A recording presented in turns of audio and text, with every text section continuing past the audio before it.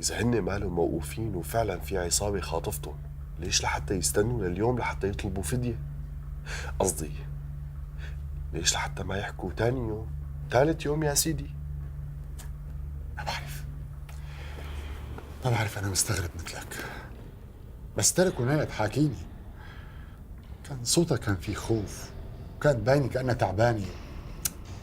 خايف اقول لك تعال خبر الشرطة، بس نكون بشي ونصير بشي تاني. لا أعوذ بالله، شرطة شو؟ ماني مستعد أخسر أولادي. هنن لما حكوا معي قالوا لي عم نراقبك ونراقب كل تحركاتك، وأي تدخل للأمن انسى أولادك. طيب بدك تخبر مرت عمو شي؟ لا، أنا قلت أول شيء بقعد وياك ونشوف شو بدنا نساوي، بعدين بخبرك. يعني هذا بتوقف على شروطهم بالتسليم؟ بالنهاية هن عصابة ونحن ما فينا نثق فيهم. شو قصدك؟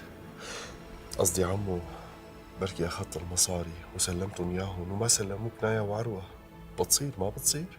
ليش لحتى ما يسلموني إياهم؟ إذا كنت بدي أعطيهم المصاري ليش؟